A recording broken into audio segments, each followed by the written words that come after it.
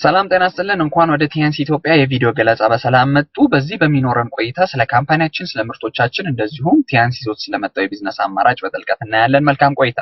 ድርጅታችን ቲያንስ ግሩፕ ካምፓኒ ሊሚትድ በመባል የሚታወቅ ሲሆን በዓለም አቀፍ ደረጃ ወደ 18 በሚሆኑ የተለያዩ አይነት ዘርፎች ላይ የተሰማራ ግዙፍ ኩባንያ ነው።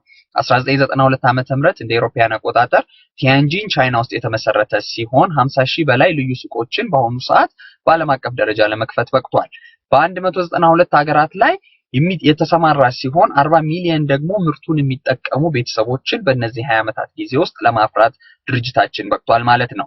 በዓለም አቀፍ ደረጃ 7 ፋብሪካዎችን ከፍቶ ከ2000 በላይ ምርቶችን ለዓለም አቀፉ ማህበረሰብ እያመረተና እያከፋፈለ ይገኛል።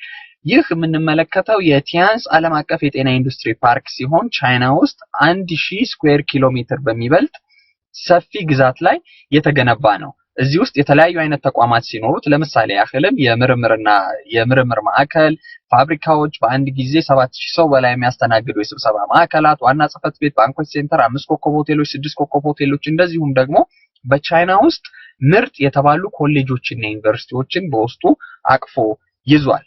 እኚህ የምንመለከታቸው ሚስተር ሊ ጂንዋን የሚባሉ ሲሆን የካምፓኒያችን ዋና መስራች ናቸው።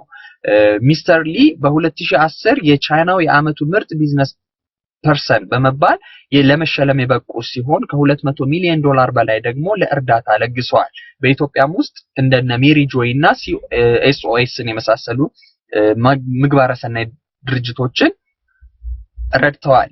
ከዚህም በተጨማሪ የቻይና ሁለተኛ ቢሊዮነር በመባል ይታወቃሉ። ይህ የምንመለከተው ሚስተር ሊ ኢትዮጵያ ውስጥ በመጡበት ወቅት ከክቡር ጠቅላይ ሚኒስትር ኃይለማርያም ደሳለኝ ጋራ በቤተ መንግስት ያደረጉትን ቆይታ ነው። ቲያንስ በኢትዮጵያ ውስጥ እንደ አውሮፓውያን አቆጣጠር በ2007 ዓመተ ምህረት ስራውን የጀመረ ሲሆን በአሁኑ ሰዓት ከ200 ሺህ በላይ ምርቱን የሚጠቀሙ ቤተሰቦችን ለማፍራት በቅቷል። ከ20 በላይ ሱቆች በአዲስ አበባ ብቻ ሲኖሩት በክፍላት ሀገራት ላይ ደግሞ ከ50 በላይ ሱቆችን ለመክፈት የበቃ ግዙፍ ኩባንያ ነው። ቲያንስ ለኛ የጤናና የሀብት ቁልፍን ነው የሚሰጠን። ድርጅታችን እነዚህ ሁለት ነገሮች ላይ ነው በስፋት የተሰማራው፣ በጤናና በሀብት ላይ። ምክንያቱም ጤናና ሀብት በአንድ ላይ ተደባልቀው ለሰው ልጆች ከመጡ ደስታን ሊፈጥሩ ይችላል ነው የምንለው።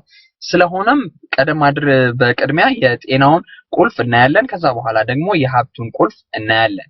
ድርጅታችን በጤና ላይ ለምን ተሰማራ ብለን በምንጠይቅበት ጊዜ ምክንያቱ ይህ ነው። ይህ በአንድ ወቅት የዓለም አቀፉ የጤና ድርጅት በዳሰሳ ጥናት ካደረገ በኋላ ያወጣው ዘገባ ነበረ። ከዓለማችን ህዝቦች መካከል 5% ብቻ ናቸው ጤነኞች፣ 20% በሽተኛ ናቸው፣ እንደዚሁም ደግሞ 75% ከፊል በሽተኛ ናቸው ብሎ ነው ያስቀመጠው። ከፊል በሽተኛ ማለት ጤነኛም ያልሆነ በሽተኛም ያልሆነ ነገር ግን በሁለቱ መካከል ያለና የተለያዩ አይነት ምልክቶች የሚታዩበት የጤና ማስተካከያዎችን እዚህ ላይ ያለ ካላደረገ ወደ በሽተኞቹ ጎራ የሚቀላቀል ማለት ነው። ምልክቶቹ ምንድናቸው በምንልበት ጊዜ እነዚህ ናቸው: ውፍረት፣ የፀጉር መሰባበርና ማላቅ፣ ቶሎ መሽናት፣ የማስታወስ ችሎታ መቀነስ፣ ድካም ማለት እንደዚሁም የሆኑ ህመሞች ይኖሩብንና ሆስፒታል በምንሄድበት ወቅት አንተ ጤነኛ ነህ ምንም ችግር የለብህም ምን ባላቸው ነገሮች እንዳለ የከፊል በሽተኛነት ምልክቶች ናቸው። በሀገራችንም በዓለም አቀፍ ደረጃም እየጨመሩ ያሉ በሽታዎች እነዚህ ናቸው። ለምሳሌ ያህል እነ ስኳር፣ ደም ግፊት፣ ካንሰር፣ ኪንታሮት እንደነዚህ አይነት በሽታዎች ናቸው በአሁኑ ሰዓት በስፋት እየጨመሩ ያሉት። እነዚህ በሽታዎች አስቀድመን ለመከላከል በጣም ይቻላሉ። ከተከሰቱ በኋላ ግን ለማዳን የማይቻሉ ከመሆናቸውም በላይ ለማከምም እጅግ በጣም ውድ ናቸው። ስለሆነም ድርጅታችን እነዚህን አይነት በሽታዎች ለመከላከል እንደዚሁም ጤናችንን ለመጠበቅ ከ2000 በላይ ምርቶችን በዓለም አቀፍ ደረጃ እያመረተ ያከፋፍላል። በአጋዥ ምግቦች ዘርፍ በጤና መጠበቂያ መሳሪያዎችና በኮስሞቲክስና የቤት ውስጥ ንጽህና መጠበቂያ መሳሪያዎች ከፋፍሎ ማለት ነው። በኢትዮጵያ ውስጥ በዋነኝነት ትኩረት ሰጥተን የምንሰራባቸው የጤና ምግቦች ሲሆኑ እነዚህ የጤና ምግቦቻችን ከተፈጥሮ እጽዋት ወይንም ደግሞ እንስሳት የተዘጋጁ ናቸው። ምንም አይነት አርቲፊሻል ኬሚካል የገባባቸው አይደሉም። እንደዚሁም የጎንዮሽ ጉዳት የለባቸውም። ከዛ በተረፈ ደግሞ ለማንኛውም ሰው ያም ማለት ለጤነኛም ለከፊል በሽተኛም እንደዚሁም ለበሽተኛውም ይሆናሉ ተብሎ የተዘጋጁ ሲሆን የ5000 ዘመን የቻይናውያንን የጤና አጠባበቅ ስርዓት መሰረት አድርገው የተመረቱ ምርቶች ናቸው።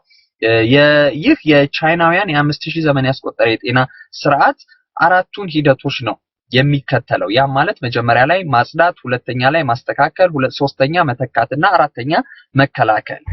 የመጀመሪያው ማጽዳት ነው። ማጽዳት ለምን አስፈለገ በምንልበት ጊዜ አካባቢያችን የተበከለ ነው፣ አየር የተበከለ ነው፣ ውሃ፣ ምግብ እንደዚሁም ደግሞ የተለያዩ አይነት ኤሌክትሮኒክሶችና የታሸጉ ምግቦች ውስጥ ያሉ ከዛ በተረፈ ደግሞ መድኃኒቶችንም የምንወስዳቸው የተበከሉ ናቸው። ውስጣችን የሚተውት ኬሚካል አለ። ስለዚህ እነዚህን ኬሚካሎች በመጀመሪያ ደረጃ ማጽዳት አለብን ነው።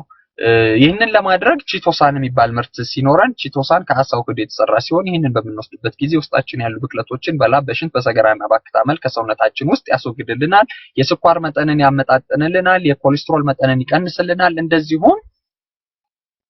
እንደዚሁም የዩሪክ እና የጨጓራ አሲድ ፋቲ አሲዶችን ባላንስ ያደርግልናል።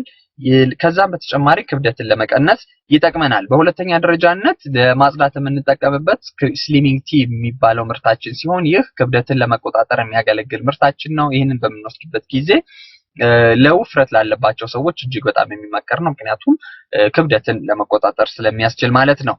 ይህንን ካደረግን በኋላ በሁለተኛነት ደረጃ መመገብ ነው ስራችን። ለመመገብ ካልሲየም የሚባል ምርት አለን።